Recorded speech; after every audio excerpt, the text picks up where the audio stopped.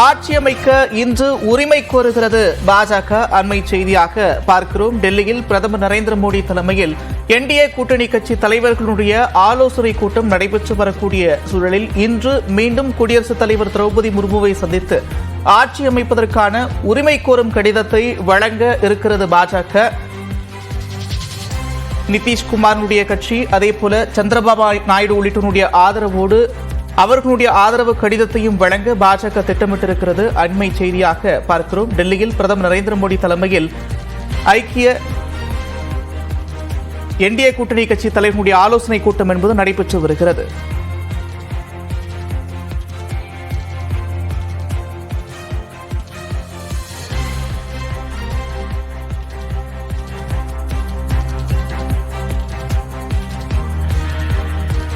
பரபரப்பான சூழலில் டெல்லியில் பிரதமர் நரேந்திர மோடி தலைமையில் ஆலோசனை கூட்டம் என்பது நடைபெற்று வருகிறது. இந்நிலையில் அடுத்த கட்ட நகர்வுகள் என்னவாக இருக்கும் என்பது தொடர்பான கூடுதல் விவரங்களோடு செய்தி அறையிலிருந்து செய்தியாளர் தேவப்பிரியன் இணைக்கிறார்.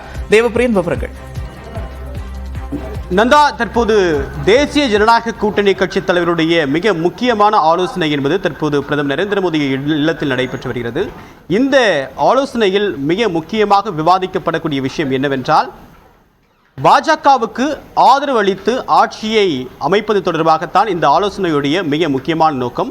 இதில் பங்கேற்றிருக்கக்கூடிய மிக முக்கியமான கட்சி தலைவர்கள் என்றால் தெலுங்கு தேசம் கட்சியுடைய தலைவர் சந்திரபாபு நாயுடு மற்றும் ஐக்கிய ஜனதா தள கட்சியின் தலைவர் நிதிஷ்குமார். இவர்கள் இருவரிடமும் 28 தொகுதிகள் இருக்கின்றன.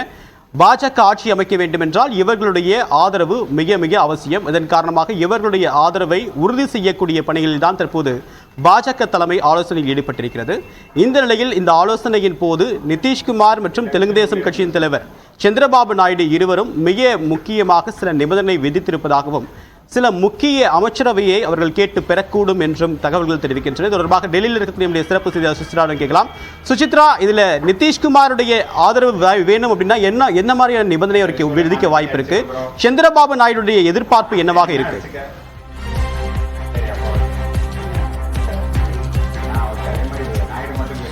தேவா, அதிகாரப்பூர்வமாக தற்பொழுது தகவல்களானது உறுதிப்படுத்தப்பட்டுள்ளன. அதாவது மூன்றாவது முறையாக ஆட்சியை அமைப்பதற்கான ஒரு உரிமை கோரல் கடிதத்தை இன்று மாலையே குடியரசுத் தலைவர் திரௌபதி முர்முவிடம் தேசிய ஜனநாயக கூட்டணியுடைய தலைவர்கள் முன்வைக்க இருக்கிறார்கள். அதற்கான ஆலோசனைக் கூட்டம் தற்பொழுது டெல்லியில் பிரதமர் இல்லத்தில் நடைபெற்று வருகிறது. மிக முக்கியமாக இரண்டு முக்கிய கட்சிகள், நீங்கள் கூறியது போல தெலுங்கு தேசம் கட்சியும் ஐக்கிய ஜனதா தளம் கட்சி என்பது நிச்சயமாக இந்த தேர்தலை பொறுத்தளவில் மிக முக்கியத்துவம் வாய்ந்த கட்சிகளாக பார்க்கப்படுகின்றார்கள். தெலுங்கு தேசம் கட்சியை பொறுத்தளவில் 16 எம்பிக்கள் வெற்றி பெற்றிருக்கிறார்கள். ஐக்கிய ஜனதா தளத்தில் 12 எம்பிக்கள் வெற்றி பெற்றிருக்கிறார்கள். சந்திரபாபு நாயுடுவை பொறுத்தளவில் சுமார் 5 முதல் 6 கேபினெட் மற்றும் இணை அமைச்சர்களுடைய பொறுப்புகள் அவர்களுக்கு வழங்க அந்த கட்சிக்கு வழங்க வேண்டும் எனவும், அது தவிர மக்களவை சபாநாயகருடைய பொறுப்பையும் தெலுங்கு தேசம் கட்சிக்கு வழங்க வேண்டும் என்ற ஒரு கோரிக்கையை அதிகாரப்பூர்வமாக சந்திரபாபு நாயுடு இன்றைய கூட்டத்தில் மட்டுமல்லாமல் இதற்கு முன்னதாக பிரதமர் மோடியிடமும் நேரடியாகவே முன்வைத்துள்ளார். அதேபோல ஐக்கிய ஜனதா தளம் கட்சியை எடுத்துக்கொண்டால் நிச்சயமாக நிதிஷ்குமாரை பொறுத்தளவில் 2 கேபினெட் அமைச்சர்கள் பொறுப்பானது வழங்கப்பட வேண்டும், 3 இணை அமைச்சர்கள் பொறுப்பானது தங்களுடைய கட்சியை சார்ந்த எம்பிக்களுக்கு வழங்கப்பட வேண்டும் என்ற ஒரு கோரிக்கையை தான் அவர்கள் முன்வைத்திருக்கிறார்கள். இந்த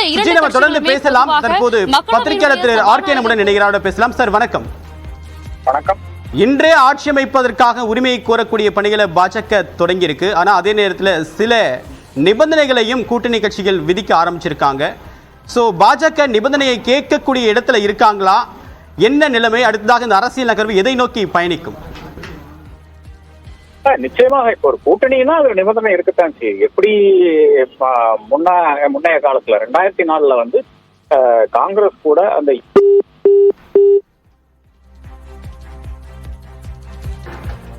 அடுத்ததாக மூத்த பத்திரிகையாளர் தராசு ஷாம் இணைகிறார். சார் வணக்கம். பாஜக முதல் முறையா கூட்டணி கட்சிகளுடைய ஆலோசனையை கேட்கறது மட்டும் இல்லாம தற்போது நிபந்தனை விதிக்கக்கூடிய இடத்துல ஒரு மாநில கட்சிகள் இருக்கு. இது எப்படி பாக்குறீங்க? இந்த பேச்சுவார்த்தைக்கு அடுத்த கட்டமா பாசிட்டிவா நகருமா, இல்ல இந்தியா கூட்டணிக்கு வாய்ப்பு இருக்கா? நிதிஷ்குமார் நிபந்தனை குமார், நிர்பந்த குமார் ஒன்று. சந்திரபாபு நாயுடு ஏற்கனவே மோடி அரசை கவிழ்ப்பதற்கு நம்பிக்கையில்லா தீர்மானம் கொண்டு வந்தவர். நடுவிலே அவர் என்டிஏ கூட்டணியில் இல்லை. கடந்த 8 மாதங்களாக டெல்லிக்கு படையெடுத்து என்டிஏ கூட்டணியின் ஒரு ஓரத்திலாவது இடம் கொடுங்கள் என்று கெஞ்சி பார்த்தார். ஆனால் மோடி அவரை பார்ப்பதற்கே மறுத்தார். இதெல்லாம் தான் சமீப கால வரலாறு. எனவே மிக கடுமையான நிபந்தனைகளை எடுத்துக்காட்டாக முக்கிய துறைகளை கேட்பார்கள். ரெண்டு தரப்பும் கேட்கும். நிதிஷ்குமாருக்கு அவரது பையனின் எதிர்காலம் அது ரொம்ப முக்கியம். நிஷாந்த் குமார் 49 வயதாகிறது. அரசியலுக்கு இப்போதுதான் புதிதாக கொண்டு வருகிறார். பாரதிய ஜனதா குடும்ப அரசியலை எதிர்க்கிறது. நிதிஷ்குமாரின் குடும்ப அரசியலை ஊக்குவித்து மத்திய மந்திரி சபையில் இடம் கேட்க போகிறாரா என்று நமக்கு தெரியாது. எதுவுமே சேர்ந்தாலும் பாரதிய ஜனதாக்கு மெஜாரிட்டி கிடைக்காத. கம்ஃபர்டபுள் ஒர்க்கிங் மெஜாரிட்டிக்கு 280 வேணும். அப்படி இருக்கும்போது இதுல ஷிண்டே அணி என்ன முடிவு எடுக்க போகிறது, சிறிய சிறிய கட்சிகள் என்ன முடிவு எடுக்க போகின்றன, எல்ஜேபி என்ன முடிவு எடுக்க போகிறது, சரத்பவார் அணியிலிருந்து பிரிந்த அஜித் பவார் அணி என்ன முடிவு எடுக்க போகிறது, அவர்கள் விதிக்க போகிற நிபந்தனைகள் என்ன, இவ்வளவு கேள்வி இருக்கு. அவங்க பிஜேபி கிடையாது, வெவ்வேறு கட்சிகள். மகாராஷ்டிராவில் தேர்தல் வர இருக்கு. இதே நிலைமை நீடித்தால் மகாராஷ்டிரா மாநில அரசியல்ல காணாம போயிடுவாங்க. அப்ப ஒண்ணு தாய் கட்சியோட இணையணும், அப்படி இல்லைன்னா பதவிகளை வாங்கி ஒரு அதிகார அரசியல்ல ஈடுபட்டா தான் அடுத்தாற்போல் வருகிற மாநில அரசியல் தேர்தல், மாநில சட்டமன்ற தேர்தலில் வெற்றி பெற முடியும். எனவே இவங்க 2 பேரும் மட்டும் நிபந்தனை விதிக்க போறது இல்ல. சிறிய சிறிய கட்சிகள் ஒரு சீட்டு வச்சிருக்கிற அப்படாதல் கூட நிபந்தனை விதிக்கும். இவ்வளத்தையும் தாண்டி மோடி அவர்கள் ஆட்சி அமைக்கணும். ஆனா மோடி அவர்கள் பிரதமராக நீடிக்க கூடாது என்றுதான் வாக்காளர்கள் எண்ணத்தை தெரிவித்திருக்கிறார்கள். ஜனநாயகத்துல எண்ணிக்கை மட்டும் முக்கியம் இல்ல, எண்ணம் முக்கியம். மோடி அவர்கள் பல பரப்புரைகளை செய்தார்கள், பல்வேறு செயல் திட்டங்களை சொன்னார்கள். விக்சித் பாரத் சொன்னார், இந்த நாட்டில் இந்துக்கள் 2ஆம் தர குடிமக்களாக நடத்த போகிறார் என்று சொன்னார். பொது சிவில் சட்டம் கண்டிப்பாக வரும் என்றார். இப்போது அதெல்லாம் வருவதற்கு வாய்ப்பு இல்லையே. ஒரே நாடு ஒரே தேர்தல் என்ன ஆக போகிறது? மோடி நிராகரிக்கப்பட்டிருக்கிறார். பாரதிய ஜனதாவுக்கு எது நல்லது என்றால் மோடி இல்லாத ஒரு பிரதமரை கொண்டு வந்தால் நிபந்தனைகள் குறையும். ஆனால் அதை செய்வார்களா என்று நமக்கு தெரியாது. உங்களுடைய கருத்துக்களுக்கு மிக்க நன்றி திரு தராசிஷாம். மீண்டும் நம்முடைய நினைக்கிறார் மூத்த பத்திரிகையாளர் திரு ஆர்கே. இப்ப தராசிஷாம் சார் சொன்ன மாதிரி முக்கியமாக 2 கட்சிகளுடைய நிபந்தனை மட்டும் கேட்கணும்னு அவசியம் கிடையாது. இப்ப என்டிஏ கூட்டணியில் ஏறக்குறைய 15 கட்சிகள் இருக்காங்க. நம்பர்ஸ் வேறுபடலாமே தவிர்த்து அந்த கட்சிகளுக்கு உண்டான இந்த பாஜகவுக்கு பெரும்பான்மை இல்லை அப்படின்ற ஒரு சாதகமான அம்சத்தை இந்த மாநில கட்சிகள் பயன்படுத்த எல்லா வகையிலையும் முயற்சிக்க கூடும் தான். அப்ப நம்பர்ஸை விட அவங்களுடைய டிமாண்ட் அப்படின்றத கேட்க வேண்டிய இடத்துல தற்போது பாஜக இருக்கு. உடனடியாக ஆட்சி அமைக்கணும் அப்படின்னு சொல்லிட்டு உரிமை கோரக்கூடிய வேலைகளை பாஜக வேகமாவே தொடங்கி இருக்கா, இல்லது வழக்கமான நடைமுறை தானா அது? இல்ல, இதுல இழுபறி நீடிக்கத்தான் செய்யும். இது முன்னாடியே நீங்க ஒரு காமன் மினிமம் ப்ரோக்ராம் என்று அடாப்ட் பண்ணிவிட்டு அதனுடைய பேஸ்ல நீங்க ஃபைட் பண்ணியிருந்தீங்கன்னா பிரச்சனையே கிடையாது. நிச்சயமாக இந்த மாதிரியான புது நிபந்தனைகள் விதிக்கிறதுக்கான இது இருந்திருக்காது, அதாவது ஒரு சூழல் இருந்திருக்காது. இப்போ காமனாக இப்ப என்டிஏ ஒரு பயண திட்டம் இல்லைன்னா ஒரு செயல் திட்டம் வகுத்திருந்தால் என்றால் நிச்சயமாக அது எப்படி ஃபிளஷ் அவுட் பண்றதுன்னு மட்டும்தான் அந்த டிஸ்கஷன் இருக்கும். அப்படி கிடையாது. பாஜக என்ன நினைச்சது பாத்தீங்கன்னா, பாஜகவே அட்லீஸ்ட் ஒரு 330 அந்த ரேஞ்சில் வரும்ன்றதுதான் அமித்ஷா எக்ஸ்பெக்ட் பண்ணாரு. அதுதான் என்னுடைய நண்பர்களோட லக்னோல சமீப காலத்துல சொன்னார். அதாவது லாஸ்ட் வீக் முன்னால பூரண விஷயமா இருக்கிறது. அப்போ அவர்கள் அப்படி எக்ஸ்பெக்ட் பண்ணாங்க. அப்ப அதனால இப்ப அடுத்ததாக என்ன வருதுன்னு பாத்தீங்கன்னா, இந்த கட்சிகளுக்கு இருக்கின்ற பல பிரச்சனைகள் இருக்கு இல்லையா, அது இந்த ஈகோவை தாண்டி நாம சிந்திக்க வேண்டும். அதாவது நிச்சயமாக நாரா லோகேஷ் போய் டெல்லியில இருந்திருக்கிறாரு, சந்திரபாபு நாயுடு ஜெயில இருந்த டைம்ல அந்த டைம்ல மோடியும் சந்திக்கவில்லை, அமித்ஷாவும் சந்திக்கவில்லை. அதன் பிறகு புரந்தேஸ்வரி வந்த பிறகுதான், முன்னாள் மத்திய அமைச்சர் வந்த பிறகுதான் அவர்கள் அமித்ஷா கிட்ட கூட ஒரு அப்பாயின்மெண்ட் வருகிறது. அதுலயே ஒரு 2 நிமிஷம் தான் பார்த்தாருங்களா இருக்கிறது. அந்த ஈகோவை தாண்டி நம்ம சிந்திச்சா கூட பல விஷயங்கள் இப்ப ஆந்திராவுக்கு செய்ய வேண்டிய ஒரு இடத்துல தான் இன்னைக்கு சந்திரபாபு நாயுடு இருக்கிறாரு. ஏனென்றால் போன ஒரு 5 வருட காலமாக ஜெகனுடைய டெவலப்மெண்ட் அஜெண்டான்றது ரொம்ப ரொம்ப வித்தியாசமாக இருந்தது. அப்போ அந்த மறுபடியும் டிராக்குக்கு கொண்டு வர வேண்டும் என்றால் ஒண்ணு கேபிட்டல் சிட்டி அந்த ஹைதராபாத்தை பொறுத்தவரை அதற்கு, அதாவது நான் மக்களுக்கு இது செய்தேன் என்று முன்னால சொல்ல வேண்டும். நீங்க பர்சனலா செய்கிற விஷயங்கள் பலவும் இருக்கும். இப்ப நாரா லோகேஷ்க்கு ஒரு கேபினெட் பர்சன் கேட்க போறாரு. சந்திரபாபு நாயுடு நிச்சயமாக முதல்வர் அங்கேயே தொடருவார். ஏனென்றால் பேஸ் இல்லைன்னா அப்புறம் நிச்சயமாக டெல்லியில இருந்து பிரயோஜனம் இல்லை என்ற ஒரு நிலை இருக்கிறது. அதனால நிச்சயமாக சந்திரபாபு நாயுடு அங்க தொடருவாரு. ஆனா நாரா லோகேஷ் ஒரு கேபினெட் பதவி வேண்டும் என்று நிச்சயமாக கேட்பார்கள். அப்ப அங்க தொடர்றதுக்கான விஷயங்கள் ஆந்திராக்கு ஸ்பெஷல் ஸ்டேட்டஸ்ல இருந்து ஆரம்பித்துக் கொண்டு பல டிமாண்ட் இருக்கும். அந்த டிமாண்ட்ல ஏற்றுக்கொள்ளக்கூடாது. அட்மினிஸ்ட்ரேட்டிவ் டிமாண்ட் எளிதாக ஏற்றுக்கொள்ள முடியும். பொலிட்டிக்கல் டிமாண்ட்ஸ் இருக்கு இல்லையா, அங்கதான் பிரச்சனை வருகிறது. அந்த பொலிட்டிக்கல் டிமாண்ட்ஸ் என்னவென்று நமக்கு இன்னும் தெரியாது. என்னை பொறுத்தவரை நிச்சயமாக அந்த கேசுகள் எல்லாம் வாபஸ் வாங்க வேண்டும். அதிலிருந்து ஆரம்பித்துக் கொண்டு பல டிமாண்ட்ஸ் இருக்கக்கூடும். அந்த டிமாண்ட்ஸ்ல ஒண்ணு என்னுடைய பையனுக்கு ஹோம் மினிஸ்டர் கொடுப்பீங்களா, உள்துறை கொடுக்க முடியுமா என்ற டிமாண்ட் இருக்கான்றத நாம் நம்ம ஸ்பெகுலேட் தான் பண்ண முடியும். நிச்சயமாக அது பல இடங்கள்ல வந்திருக்கிறது. அமித்ஷா இருக்கக்கூடாதுலாம் சொல்லியிருக்கார்கள். அதெல்லாம் ஸ்பெகுலேஷனுடைய நிலைமையில தான் நாம் பார்க்க முடியும். அதே மாதிரி ஒவ்வொரு கட்சிகளும் அந்த ஒரு கருத்துக்களை வைக்கலாம் இல்லையா, அவர்களுக்கு முக்கியமான விஷயங்கள், அதாவது அவர்களுடைய கேட்ச்மெண்ட்ல அவர்கள் செய்ய வேண்டிய விஷயங்கள். அது வந்து அட்மினிஸ்ட்ரேட்டிவ் ரீதியில வரும், அதை எளிதாக செய்து விடலாம். அதை தாண்டி இருக்கின்ற அரசியல் டிமாண்ட்ஸ் என்ன என்று பார்க்க வேண்டும். ஒவ்வொரு கட்சியினுடைய அரசியல் டிமாண்ட்ஸ். நிச்சயமாக நிதிஷ்குமார் வந்து தன்னுடைய மகனுக்கு ஒரு போஸ்ட் வேணும் என்று பார்ப்பார். அதை தாண்டி இப்ப நிதிஷ்குமார் தான் இந்தியா கூட்டணியை பொறுத்தவரை அது ஃபார்ம் பண்ண டைம்ல வந்து அவர் தான் பிரதமர் கேண்டிடேட். அப்போ ஒரு பிரதமர் கேண்டிடேட் இருந்து அவர் இறங்கி வந்து அடுத்ததாக என்ன கேட்பார் என்ற அந்த விஷயம் இருக்குது இல்லையா? இல்லைன்னா என்ன பிரதமர் ஆக்குங்கள் என்று சொல்ல முடியாது. வேற யாராவது வைத்துக் கொண்டு அவரை பிரதமர் ஏன் ஆக்கக்கூடாது என்ற கேள்வி நிச்சயமாக வரக்கூடிய ஒரு கேள்விதான் என்று நான் கருதுகிறேன். இறுதியா இன்னொரு கேள்வி. தற்போது அண்ணாமலையுடைய செய்தியாளர் சந்திப்பு, தேர்தல் முடிவுக்கு பிறகு அவருடைய முதல் செய்தியாளர் சந்திப்பு இது. அதிமுகவோடு கூட்டணி வைத்திருந்தால் நாங்கள் கூடி தொகுதிகளை கைப்பற்றி இருக்கலாம், கிட்டத்தட்ட ஒரு 30க்கும் அதிகமான இடங்களை கைப்பற்றி இருக்கக்கூடும் அப்படின்னு சொல்லிட்டு அண்ணாமலை தன்னுடைய கருத்தை பகிர்ந்திருக்காரு. இதை பற்றி உங்களுடைய கருத்து என்ன சார்? காலி பண்ணதே அண்ணாமலை தானுங்க. இப்ப வந்து அண்ணாமலை ஜெயலலிதாக்கு எதிராகவும் எம்ஜிஆருக்கு எதிராகவும் பேசவில்லை, அண்ணாவுக்கு எதிராகவும் பேசவில்லை என்றால் நிச்சயமாக இந்த பிரச்சனையே வந்திருக்காது இல்லையா? யார் கேட்க போறா? இல்லைன்னா அந்த அளவுக்கு பணிந்து போன எடப்பாடி பழனிசாமி அது மாதிரி பாக்கி தலைவர்கள் எல்லாம் பணிந்து போன நபர்களாகத்தான் இருக்கிறார்கள். அவர்களை வந்து சீண்டி சீண்டி சீண்டி சீண்டி கடைசியில வேற வழி இல்லாமல் வந்து அண்ணாமலை இருந்தால் எங்களால் வந்து இந்த கூட்டணியில் தொடர முடியாது என்று சொல்ல வைத்தவர் அண்ணாமலை. அவர் போய் ஐயோ இப்படி ஆயிடுச்சுன்னு சொல்றது வந்து இது ஒப்பாரி வைக்கிறதுக்கு சம்பந்தமாக தான் இருக்கிறது. நிச்சயமாக இது ஏற்றுக்கொள்ள முடியாத ஒரு கருத்தா இருக்கிறது. நமக்கு அனைவருக்கும் தெரிஞ்ச விஷயங்க. கோயம்புத்தூர் ஜெயிச்சிருப்பார் இல்லையா, அண்ணாமலை ஜெயிச்சிருப்பார் இல்லையா, அதுக்கு புத்தகம் விளைவித்த நபரே அண்ணாமலை தானே. அப்ப யாருக்கு வேட்புக்கிறது இருக்கு இல்லையா? தனக்குத்தானே வந்து யூனியன் குழு பண்றதுல இந்த மாதிரி ஒரு நபர் நாம வந்து இந்தியாவிலே காண முடியாதுன்னு நினைக்கிறேன். அந்த அளவுக்கு வந்து முதிர்ச்சி இல்லாத ஒரு தலைவர்னாலதான் இந்த மாதிரி எல்லாம் செய்ய முடியும் நினைக்கிறது. தமிழக பாஜகவுக்கு நிச்சயமாக அடுத்த ஒரு தலைவர் தேவை. இந்த யூத் எனர்ஜி எல்லாம் ஓகேங்க, ஆனா தலைவர் ஒரு பக்குவதை வேண்டும், ஒரு ஒரு ஸ்டெபிலிட்டி தேவைப்படுகிறது. அந்த தலைவர் வந்து பாஜகவுக்கு வரவில்லை என்றால் நிச்சயமாக பாஜக வந்து இன்னும் கீழே தான் போகும் என்றதுதான் என்னுடைய கருத்து. உங்களுடைய கருத்துக்களுக்கு மிக்க நன்றி திரு ராதாகிருஷ்ணன். அடுத்ததாக டெல்லியில் நடைபெற்று வரக்கூடிய மிக முக்கியமான நிகழ்வுகள் தொடர்பாக பத்திரிகையாளர் திரு சிவப்பிரியன் நம்முடன் இணைகிறார். கூடுதலாக டெல்லியில் நம்முடைய சிறப்பு செய்தியாளர் சுசித்ராவும் இணைகிறார். சிவப்பிரியன், உடனடியாக இன்றைக்கே ஆட்சி அமைக்க உரிமை கோரக்கூடிய பணியில் பாஜக ஈடுபட்டிருக்கு. கிட்டத்தட்ட 17 கூட்டணி கட்சிகளோடு இந்த முயற்சி அவங்க தொடங்கியிருக்காங்க. இந்த பயணம் அப்படின்றது எவ்வளவு எளிமையா இருக்கும், இல்லை எவ்வளவு சவால் நிறைந்ததாக இருக்கும்? இல்ல, அவங்க அந்த கூட்டணி கட்சிகளினுடைய ஆதரவு கடிதங்களை வாங்கிட்டாங்கன்னா அவங்களுக்கு பெரிய சவால்கள் இப்போதைக்கு இருக்காதுன்னு தான் நினைக்கிறேன் தேவப்பிரியன். ஏனென்றால் என்டிஏ அப்படிங்கிற அந்த பிளாக் வந்து தேர்தலுக்கு முன்னாலே வந்து அவங்க வந்து ஒரு கூட்டணி வைத்து போட்டியிட்டதுனால இப்போ குடியரசுத் தலைவருக்கும் ஒரு நெருக்கடி இருக்கிறது. என்டிஏவை தவிர வேற யாரையும் வந்து அவங்க வந்து முதல்ல அழைக்கவே முடியாது. சட்டப்படி கான்ஸ்டிடியூஷன் படி பாத்தீங்கன்னா பாரதிய ஜனதா 240 இடங்களில் வென்றிருக்கிறது.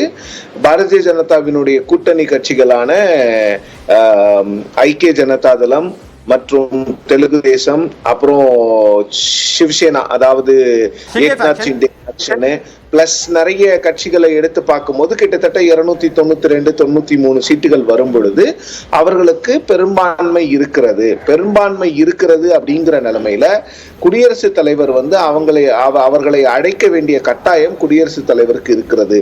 இவங்க செய்ய வேண்டியது என்னன்னா, இந்த கூட்டணி கட்சிகளினுடைய ஆதரவு கடிதங்களை கொடுத்து எங்களுக்கு 272 எண்ணிக்கையிலான எம்பிகள் எங்களுக்கு ஆதரவாக இருக்கிறார்கள், எங்களை ஆட்சி அமைக்க அடையுங்கள் அப்படின்னு குடியரசுத் தலைவர்கிட்ட கேட்கும் பொழுது குடியரசுத் தலைவர் அவர்களுக்கான அந்த அழைப்பை விடுப்பார். ஆனா குடியரசுத் தலைவர் வந்து அவங்கள மெஜாரிட்டி ப்ரூவ் பண்ண சொல்றாங்களா இல்லையா அப்படிங்கிறத பொறுத்திருந்து தான் பார்க்கணும். ஏன்னா கிட்டத்தட்ட ஒரு சில நேரங்கள்ல என்னன்னா இந்த 292 ஒரு 10-15 சீட்டுகள் மட்டுமே அதிகமாக இருக்கிற நேரத்துல நிறைய குடியரசுத் தலைவர்களோ இல்ல ஆளுநர்களோ வந்து முதலமைச்சர்களையோ இல்ல பிரதமர்களையோ வந்து நீங்கள் ஆதரவை நிரூபிக்க வேண்டிய கட்டாயம் உங்களுக்கு இருக்கிறதுன்னு சொல்லுவாங்க. ஸோ அதெல்லாம் பார்க்கலாம். பட் இது ஏன் இன்னைக்கே பண்றாங்க அப்படின்னா, பிஜேபிக்கு வந்து இந்தியா கூட்டணிக்கு எந்த ஆட்சி அமைப்பதற்கான எந்த ஒரு அந்த முயற்சியில் ஈடுபடும் அந்த வாய்ப்பை கூட இந்தியா கூட்டணிக்கு கொடுத்துடக்கூடாது அப்படிங்கிறதுல பாஜக வந்து ஒரு தீர்க்கமான முடிவை எடுத்திருப்பதாக தான் நான் பார்க்கிறேன்.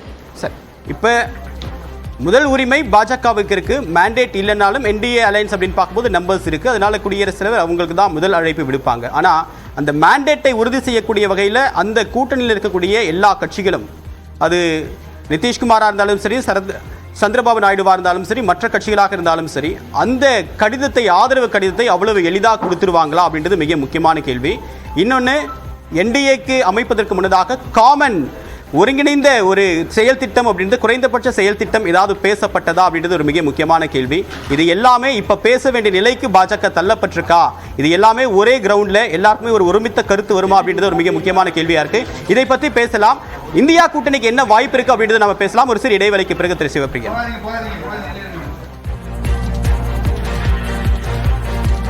சிவப்பிரியன், இப்ப இத்தனை கட்சிகள் ஒருமித்த கருத்து ஏற்பட்டு பாஜகவுக்கு ஆதரவு கடிதத்தை கொடுக்கிறதுக்கு முன்னாடி இந்தியா கூட்டணி ஏன் இவ்வளவு சைலண்டா இருக்காங்க? அவங்களுடைய மூவ் என்ன? இல்ல, இந்தியா கூட்டணிக்கு நம்பர்ஸ் இல்ல. It's very simple. இந்தியா கூட்டணி கிட்ட நம்பர்ஸ் இல்ல. இந்தியா கூட்டணி கிட்ட இன்னொன்னு வந்து அவங்களுக்கு வந்து ஆட்சி அமைப்பது வந்து ரொம்ப சிரமமான விஷயம்.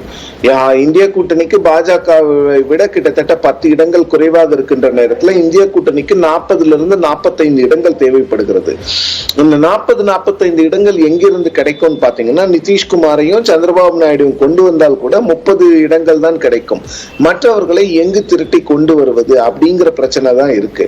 சோ அதனால இப்போ ஒரு கூட்டணி அமைச்சு புதுசா அவங்க அந்த விஷயங்களை பண்ணுவதற்கு அவங்களுக்கு வந்து டைம் தேவைப்படும். அதற்கான நேரம் இப்ப இல்ல. பட் பாஜகவுக்கு நீங்க முன்ன கேட்ட கேள்வி தேவப்பிரியன், என்ன நடக்கும்னா, இப்ப வந்து லெட்டர் ஆஃப் சப்போர்ட் எல்லாம் வந்து நிதிஷ்குமாரும் சந்திரபாபு நாயுடும் கொடுத்துருவாங்க. அதுல எல்லாம் பெரிய பிரச்சனை இருக்கிற மாதிரி தெரியல. ஏன்னா அதுக்கான வேலைகளை பாஜக இந்நேரம் செய்திருப்பார்கள். ஆனால் இந்த லெட்டர் ஆஃப் சப்போர்ட் கொடுத்த பிறகு ஆட்சி அமைப்பதற்கு முன்னால், இன்னைக்கு புதன்கிழமைனா, சனிக்கிழமை ஆட்சி அமைக்கிறாங்கன்னா வியாழன் வெள்ளி இந்த 2 நாள்ல எவ்வளவு பொலிட்டிக்கல் லாபிங் நடக்குதுன்னு பார்க்கணும். யார் யாருக்கு எத்தனை எண்ணிக்கையிலான கேபினெட் பொசிஷன்ஸ். ஏன்னா NDA 1, அதாவது 2014 to 19 NDA ஆட்சியாகவே அது பார்க்கப்பட்டாலும் பாஜகவுக்கு வந்து 282 இருந்தாலும் சந்திரபாபு நாயுடு அவர்களுக்கு வந்து முக்கியமான டெவலப்மெண்ட்ஸ் வந்திருக்கு. நிதிஷ்குமார் சில மிக முக்கியமான நிபந்தனையை பாஜக முன்பு வைத்திருக்கார். பீகாருக்கு சிறப்பு அந்தஸ்து கொடுக்கணும், 2 கேபினெட் தரணும், கேபினெட் அந்தஸ்து 2 அமைச்சரவை ஒதுக்கணும், 3 அல்லது 4 MOS இணை அமைச்சர் அந்தஸ்து கொண்ட 3 அல்லது 4 பேருக்கு ஒதுக்கணும் அப்படின்னு சொல்லியிருக்காங்க. குறைந்தபட்ச செயல் திட்டத்தை உருவாக்கணும் அப்படின்றது மிக முக்கியமான டிமாண்ட்ஸ். 2 கேபினெட் மினிஸ்ட்ரி, 3 அல்லது 4 MOS, பீகாருக்கு சிறப்பு அந்தஸ்து. இது முக்கியமான டிமாண்டா நிதிஷ்குமார் தரப்பிலிருந்து பாஜக முன்பு வைக்கப்பட்டிருக்கு. ஸோ அப்படி பார்க்கும்போது இன்னும் ஒரு சப்போர்ட் லெட்டர் இன்னும் தரல, நிபந்தனை அப்படின்றது விதிக்க ஆரம்பிச்சிருக்காங்க. இது பாஜக எப்படி அணுகும் சார்? இல்ல, பாஜகவுக்கு சிரமம் தான். பாஜகங்கிறத விட பிரதமர் மோடி போன்று ஒரு 2/3 மெஜாரிட்டியில வச்சு ஒரு ப்ரூட் மெஜாரிட்டியில ஆட்சி பண்ண ஒரு பிரதமருக்கு வந்து இது போன்ற டிஃபிகல்ட் ஆலைஸை வந்து மேனேஜ் பண்றது வந்து ரொம்ப கஷ்டமான விஷயம் தான். ஏன்னா நிதிஷ்குமார் மட்டும் இல்ல, சந்திரபாபு நாயுடு கூட பயங்கரமான டிமாண்ட்ஸ் வைக்கக்கூடியவர் தான். அவரும் ஆந்திராவுக்கு சிறப்பு அந்தஸ்து கேட்பாரு. இது வந்து பாண்டோராஸ் பாக்ஸ் ஓபன் பண்ணோம். ஒருத்தர் சிறப்பு அந்தஸ்து கேட்டாங்கன்னா எல்லாரும் அப்புறம் சிறப்பு அந்தஸ்து கேட்க ஆரம்பிச்சுக்கிட்டே இருப்பாங்க. ஏற்கனவே தேசிய ஜனநாயக கூட்டிலிருந்து வெளியே வரதுக்கு காரணமே ஆந்திராவுக்கு சிறப்பு தொகுப்பை தரல அப்படின்றதான் வெளியில வந்தாரு. இன்னைக்கால பிரஸ் மீட்டுக்கு போறதுக்கு முன்னாடியும் 30 வருஷம் பொருளாதார ரீதியா ஆந்திரா பின்னோக்கி போயிருக்கு அப்படின்ற ஒரு கமா வச்சுட்டு தான் போயிருக்காரு அவரு. ஸோ இந்த ஸ்பெஷல் அந்தஸ்து அப்படின்றது என்ன ஆக்சுவலா? அது இல்ல, ஸ்பெஷல் அந்தஸ்துகள் வந்து அது என்னன்னா தேவப்பிரியன், அவர்களுக்கான ஒரு சில இந்த டாக்ஸ் பெனிஃபிட்ஸ்ல இருந்து நிறைய அந்தஸ்துகள் கொடுக்கப்படும். அது வந்து ஒரு சில இண்டஸ்ட்ரீஸ் அங்க கொண்டு போறதுக்கான வாய்ப்புகள் இருக்கும். டாக்ஸ் பெனிஃபிட்ஸ் கொடுப்பாங்க. ஏன்னா சந்திரபாபு நாயுடு சொல்ற மாதிரி 30 ஆண்டுகளுக்கு ஆந்திரா பின்தங்கி போனதுக்கு அதுல இருந்து மீண்டு வர்ற வரைக்கும் எங்களுக்கு அந்த சிறப்பு அந்தஸ்து வேணும், நாங்க சென்ட்ரல் கவர்மெண்ட்க்கு கொடுக்க வேண்டிய அந்த ரெவென்யூ ஷேரிங்ல வந்து எங்களுக்கு கொஞ்சம் அதிகமான அமௌண்ட் கேட்பாங்க. ஸோ இது வந்து பீகாருக்கு சிறப்பு அந்தஸ்து, ஆந்திராக்கு சிறப்பு அந்தஸ்துலாம் ரொம்ப பழைய விஷயங்கள். ஸோ இதெல்லாம் என்ன ஆகும்னா, இப்ப நிபந்தனைகளாக போடப்பட்டு கொஞ்ச நாள் 1 வருஷம் டைம் கொடுப்பாங்க. இது ஏன் இந்த சிறப்பு அந்தஸ்து எல்லாம் நிபந்தனைகளாக போடப்படுகிறது என்றால், நாளைக்கு எப்ப வெளில வரணுமோ இதெல்லாம் ஈஸியா ட்ரம்ப் கார்டா யூஸ் பண்ணிட்டு இதுல இருந்து வெளில வந்துடலாம். அதுக்காக தான் இது போன்ற நிபந்தனைகள்லாம் செய்யப்படுகிறது. ஏன்னால் ஆந்திராவுக்கோ இல்ல பீகாருக்கோ சிறப்பு அந்தஸ்து கொடுக்கிறது வந்து ஒரு சாதாரண விஷயம் கிடையாது. பிரதமர் நரேந்திர மோடி வந்து முடிவு பண்ணிட்டா இல்ல கேபினெட் முடிவு பண்ணிட்டா மட்டும் முடியாது. அதுல வந்து வந்து நிறைய விஷயங்கள் இருக்கு. ஃபினான்ஸ் மினிஸ்ட்ரி சப்போர்ட் பண்ணணும். இப்ப இவங்க பிளானிங் கமிஷன் ஒன்னு எடுத்திருக்காங்க. அதுக்கு முன்னால பிளானிங் கமிஷன் ஒரு விஷயம் இருந்தது. இப்ப நீத்தி ஆயோக் சப்போர்ட் பண்ணணும், பட்ஜெட்டரி அலோகேஷன்ஸ் கொடுக்கணும், நிறைய விஷயங்கள் இருக்கு. பெரிய சவால் இருக்குன்னு சொல்லிருக்கீங்க. இன்னொரு டெவலப்மெண்ட் வந்திருக்கு. இந்தியா கூட்டணியிலிருந்து ஒரு டெவலப்மெண்ட். இந்தியா கூட்டணியில் தேர்தலை சந்தித்த உத்தவ் தாக்கரே ஃபேக்ஷன் இன்னைக்கு நம்ம ஆளில் நடைபெறக்கூடிய அந்த இந்தியா கூட்டணி தலைவர்கள் ஆலோசனை கூட்டத்தில் பங்கேற்க போவதில்லை அப்படின்ற ஒரு அண்மை தகவல் கிடைச்சிருக்கு. ஸோ இதனுடைய சமிக்கை பாஜக முகாமுக்கு மீண்டும் உத்தவ் தாக்கரே மாறாரா அப்படின்ற ஒரு கேள்வி எழுப்ப ஆரம்பிச்சிருக்கு.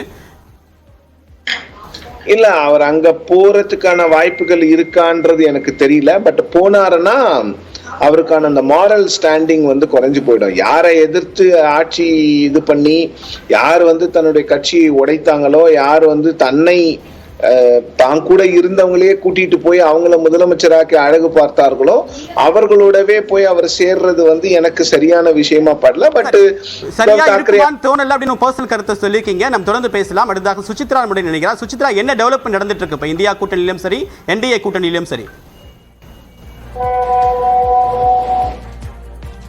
இந்தியா மற்றும் என்டிஏ கூட்டணி தலைவர்களுடைய ஆலோசனை கூட்டம் தொடங்கி நடைபெற்று வரக்கூடிய நிலையில் மிக முக்கியமான டெவலப்மெண்ட்ஸ் டெல்லியில் நடந்துட்டு இருக்கு. ஒரு பக்கம் பாஜக ஆட்சி அமைக்க வேண்டும் என்றால் நிதிஷ்குமாருடைய ஆதரவும் சந்திரபாபு நாயுடைய ஆதரவும் மிக மிக அவசியம். நிதிஷ்குமார் தற்போது தன்னுடைய நிபந்தனையை மதித்திருக்கிறார். 2 கேபினெட் அமைச்சர் பொறுப்பு வழங்கப்பட வேண்டும். 3 அல்லது 4 பேருக்கு MOS இணையமைச்சர் அந்தஸ்து பொறுப்பு வழங்கப்பட வேண்டும். பீகாருக்கு சிறப்பு அந்தஸ்து வழங்கப்பட வேண்டும் என்ற 3 முக்கியமான நிபந்தனை என்பது வழங்கப்பட்டிருக்கிறது. கடந்த 10 ஆண்டு கால பாஜக ஆட்சியில் மத்திய அமைச்சரவை பொறுப்பு, குறிப்பாக கேபினெட் அந்தஸ்தில் கூட்டணி கட்சியினருக்கு பெரும்பாலும் வழங்கப்பட்டதில்லை. மிக மிக அரிதான சந்தர்ப்பத்தில் தான் MOS இணையமைச்சர் அப்படின்ற பொறுப்பு வழங்கப்பட்டிருக்கும். தற்போது கேபினெட் அந்தஸ்து என்பது வழங்கப்படுமா அப்படின்றது மிக முக்கியமான எதிர்பார்ப்பு. அதே மாதிரி இன்னொரு பிரதான கட்சியான சந்திரபாபு நாயுடு வசம் இருக்கக்கூடிய தெலுங்கு தேசம் கட்சியுடைய எம்பிக்களுடைய ஆதரவு வேண்டும் என்றால் அவருக்கு என்ன நிபந்தனை இருக்கிறது என்பது ஒரு மிக முக்கியமான கேள்வி. ஆந்திராவுக்கு சிறப்பு அந்தஸ்து வேண்டும் என்ற கோரிக்கை வைக்கப்படுமா, எத்தனை அமைச்சரவை பதவிகள் என்பது போன்ற எல்லா நிபந்தனைகளையும் பாஜக கருத்தில் கொள்ளுமா பார்க்கலாம். தற்போது மீண்டும் இணைகிறார் சுசித்ரா. சுசித்ரா, என்ன டெவலப்மெண்ட் இருக்கு 2 முகாம்லையும்? தேவா, அடுத்தடுத்து பல்வேறு ஆலோசனை கூட்டங்கள் இந்தியா கூட்டணி மற்றும் தேசிய ஜனநாயக கூட்டணி கட்சி தலைவர்களிடையே தற்போது நடைபெற்று வருகிறது. முக்கியமான மிக முக்கியத்துவம் வாய்ந்த கூட்டங்களாக இது பார்க்கப்படுகிறது. எத்தனை கட்சிகள் அதில் பங்கேற்கிறார்கள் என்பதை பொறுத்து அதனுடைய தீவிரம், அதனுடைய வீரியம் என்பது மிகவும் அதிகமாக உள்ளது அப்படின்றதான் நம்ம சொல்லணும். நிச்சயமாக தேசிய ஜனநாயக கூட்டணியை பொறுத்தளவில் இன்று ஆட்சி அமைப்பதற்கான உரிமையை கோரி அவர்கள் கடிதம் வழங்குவதற்கான ஒரு முடிவிற்கு, அந்த தீர்மானத்திற்கு தற்பொழுது நடைபெற்று வரும் அந்த கூட்டத்தில் அவர்கள் ஒப்புதலை வழங்கியிருக்கிறார்கள் அப்படின்றத நம்ம சமீபத்திய செய்தியா பார்த்துட்டு இருக்கோம். அதே சமயத்தில் இந்தியா கூட்டணியை பொறுத்தளவில் எதிர்கட்சியாக ஒரு பலம் பொருந்திய எதிர்கட்சியாக எவ்வாறு வலுப்பெறுவது, அதற்கான என்னென்ன செயல்பாடுகளை செய்ய வேண்டும் என்பது குறித்த ஒரு ஆலோசனை தான் இன்றைய கூட்டத்தில் இருக்குமே தவிர ஆட்சியை அமைப்பதற்கான ஒரு உரிமை கோருவதற்கான எந்த ஒரு ஆலோசனையும் இருக்காது என்ற ஒரு கருத்தை தற்பொழுது இந்தியா கூட்டணியுடைய தலைவர்களும் உறுதிப்படுத்தியிருக்கிறார்கள். மிக தெளிவாகவே இருக்கும் வெற்றி பெற்ற எண்களை வைத்து அந்த ஒரு முடிவிற்கு இந்தியா கூட்டணியுடைய தலைவர்கள் வந்திருப்பதாக, அது தொடர்பான ஒரு ஆலோசனையை நிச்சயமாக மாலை 6 மணிக்கு நடைபெறும் கூட்டத்தில் தலைவர்கள் ஆலோசிப்பார்கள் என்று தெரிய வந்துள்ளது. இந்தியா கூட்டணியை பொறுத்தளவில் அனைத்து தரப்பு தலைவர்களிடமும் கருத்துக்கள் கேட்கப்பட்டு அதன் பின்னரே முடிவு எடுக்கப்படும் என்ற ஒரு மிக தெளிவையும் அவர்கள் தெரிவித்திருக்கிறார்கள். மல்லிகார்ஜுன் கார்கேயுடைய இல்லத்தில் 6 மணிக்கு இந்த சந்திப்பானது நடைபெற இருக்கிறது. பல்வேறு கட்சிகள் தேர்தலில் இடம்பெற்ற கட்சியினுடைய தலைவர்கள் வராவிட்டாலும் கட்சியிலிருந்து அவர்கள் பிரதிநிதிகளை அனுப்பியிருக்கிறார்கள். மிக முக்கியமாக திரிணாமுல் காங்கிரஸை பொறுத்தளவில் மம்தா பானர்ஜி இன்றைய கூட்டத்திற்கு வரவில்லை. ஆனால் அவருக்கு பதிலாக அபிஷேக் பானர்ஜி பங்கேற்றுள்ளார். அதே போல சிவசேனாவை பொறுத்தளவில் உத்தவ் தாக்கரேக்கு பதிலாக சஞ்சய் ராவத் எம்பியும் தற்பொழுது இன்றைய கூட்டத்தில் பங்கேற்க உள்ளது மிக முக்கியமாக பார்க்கப்படுகிறது. தேசிய ஜனநாயக கூட்டணியை பொறுத்தளவில் மொத்தம் 16 கட்சிகளை சார்ந்த தலைவர்கள், எம்பிக்கள் இன்றைய கூட்டத்தில் பிரதமர் தலைமையில் நடைபெற்று வரும் இந்த கூட்டத்தில் அவர்கள் பங்கேற்று தங்களுடைய கோரிக்கைகள் மற்றும் கருத்துக்களை அவர்கள் முன்வைத்து வருவது மிக முக்கியமாக பார்க்கப்படுகிறது. மக்களவைத் தேர்தலில் பாஜகவை வெற்றி பெற வைத்த அந்த கட்சிகளுக்கான ஒரு நன்றியையும் பிரதமர் தெரிவித்துள்ளார். அதையும் தற்பொழுது நாம் இப்போ மிக முக்கியமாக பார்க்கிறோம். அது சிவசேனா, அதாவது ஏக்நாத் ஷிண்டேவுடைய தரப்பானது LJP, RLD, ஜனசேனா மற்றும் உள்ளிட்ட கட்சிகளும் இன்றைய கூட்டத்தில் அவர்கள் பங்கேற்றுள்ளார். அதே போல அப்னாதல், தெலுங்கு தேசம் மற்றும் ஜேடியு கட்சிகளுடைய தலைவர்களும் இன்றைய கூட்டத்தில் பங்கேற்று தங்களுடைய கருத்துக்கள் மட்டுமல்லாமல் கோரிக்கைகள் என்ன, அதாவது தங்களுடைய மாநிலங்களுக்கு கூட்டணி ஆட்சி அமைக்கும் பொழுது என்னென்ன கோரிக்கைகள் வந்து தாங்கள் முன்வைக்கிறோம் அதனை செயல்படுத்த வேண்டும் என்ற ஒரு கோரிக்கைகளையும் அவர்கள் இந்த ஆலோசனை கூட்டத்தில் முன்வைத்து வருகிறார்கள். மிக முக்கியமாக பீகாரை பொறுத்தளவில் ஏற்கனவே அதாவது பின்தங்கிய ஒரு மாநிலமான அந்த பிமாரு மாநிலங்கள் ஒன்றாக கருதப்படும் பீகார் மாநிலத்திற்கு சிறப்பு அந்தஸ்து வழங்குவதற்கான ஒரு திட்டத்தை மத்திய அரசு ஒதுக்க வேண்டும், அதற்கான நிதியையும் அதற்கான சட்டத்தையும் வகுக்க வேண்டும் என்ற ஒரு கோரிக்கையை தான் நிதிஷ்குமார் இன்றைய ஆலோசனை கூட்டத்தின் பொழுது முன்வைத்திருக்கிறார். அது மட்டுமல்லாமல் 2 கேபினெட் அமைச்சர்கள் 3 முதல் 4 மத்திய இணை அமைச்சர்கள் பொறுப்பையும் தங்களுடைய ஐக்கிய ஜனதா தள கட்சிக்கு வழங்க வேண்டும் என்ற ஒரு கோரிக்கையை நிதிஷ்குமார் இன்றைய ஆலோசனை பொழுது முன்வைத்துள்ளார். அவர் நீண்ட நாட்களாக போராடி வரும் அந்த காமன் மினிமம் புரோகிராம் என்ற திட்டத்தையும் மேலும் வலு சேர்க்கும் வகையில் அதனை செயல்படுத்த வேண்டும் என்ற ஒரு கோரிக்கை அவர் முன்வைத்து இன்றைய கூட்டத்தில் நிதிஷ்குமார் தன்னுடைய கோரிக்கைகளை முன்வைத்துள்ளார். அதே போல் அப்னாதல் கட்சியினுடைய ஏற்கனவே மத்திய அமைச்சராக இருந்த அனுப்பிரியா பட்டேல் மீண்டும் தனக்கு மத்திய அமைச்சர் பொறுப்பை கேபினெட் பொறுப்பை வழங்க வேண்டும் என்ற ஒரு கோரிக்கையை முன்வைத்திருக்கிறது. கடந்த 2 ஆட்சிகளிலுமே மத்திய அமைச்சரவையில் அவருடைய கட்சியானது 2 இடங்களை அதாவது போட்டியிட்ட 2 இடங்களிலுமே வெற்றி பெற்று எம்பிக்களுடைய அந்த எண்ணிக்கையை வழங்கியிருந்த நிலையில் தற்பொழுது தனக்கு 3வது முறையாக மத்திய அமைச்சர் பொறுப்பை வழங்க வேண்டும், கேபினெட் அமைச்சர் பொறுப்பை வழங்க வேண்டும் என்ற ஒரு கோரிக்கையை தான் அவர் இன்று தற்பொழுது முன்வைத்துள்ளதை மிக முக்கியமாக பார்க்கிறோம். ஏற்கனவே கூறியது போல தெலுங்கு தேசம் கட்சியை பொறுத்தளவில் 5 முதல் 6 கேபினெட் அமைச்சர்கள் மற்றும் MOS அந்த ஒரு கோரிக்கையை அவர் முன்வைத்துள்ளார். அது மட்டுமல்லாமல் ஆந்திராவிற்கான சிறப்பு திட்டங்களுடைய பல்வேறு கோரிக்கைகளையும் சந்திரபாபு நாயுடு முன்வைத்துள்ளது மிக முக்கியமாக பார்க்கப்படுகிறது. அதாவது ஆந்திராவிற்கும் ஒரு சிறப்பு அந்தஸ்தானது வழங்கப்பட வேண்டும் என்ற ஒரு கோரிக்கையை அவர் முன்வைத்துள்ளார். அமராவதியினுடைய தலைநகர் அந்த திட்டத்தையும் அவர்கள் செயல்படுத்த வேண்டும் என்ற ஒரு கோரிக்கையை சந்திரபாபு நாயுடு முன்வைத்துள்ளது மிக முக்கியமாக பார்க்கப்படுகிறது. ஆந்திராவை பொறுத்தளவில் நீர்ப்பாசன திட்டங்களுடைய பிரச்சனைகள், வேளாண் பிரச்சனைகள் அதிகம் இருப்பதன் காரணமாக அதற்கான சிறப்பு நிதி உதவியை மத்திய அரசு ஒதுக்கும் வகையிலான பல்வேறு கோரிக்கைகளை அவர்கள் முன்வைத்துள்ளதாகவும் தற்பொழுது பார்க்கப்படுகிறது. நிதிஷ்குமார் 2 பேருடைய நிபந்தனை அப்படின்றது பாஜகவுக்கு கேபினெட் அமைச்சரவையை கொடுக்க வேண்டும் அப்படின்ற ஒரு நிர்பந்தத்தை ஏற்படுத்தக்கூடும். ஆனால் பாஜக அது எப்படி அணுக போகுது அப்படின்றத எதிர்பார்க்க வேண்டிய தேவை இப்போதைக்கு இருக்கு. அதே நேரத்தில் இதுவரைக்கும் இணை அமைச்சர்களாக இருந்த மற்ற கூட்டணி கட்சி தலைவர்கள் தற்போது கேபினெட் அந்தஸ்தை கேட்கிறாங்க. ஸோ அதுவும் இந்த கூட்டணி அமையறதுடைய சுவாரஸ்யத்தை கூட்டியிருக்கு. தொடர்பான நிறைய விவரத்தை கொடுத்தீங்க சுசித்ரா. நம்ம தொடர்ந்து பேசலாம் ஒரு சிறு இடைவேளைக்கு பிறகு.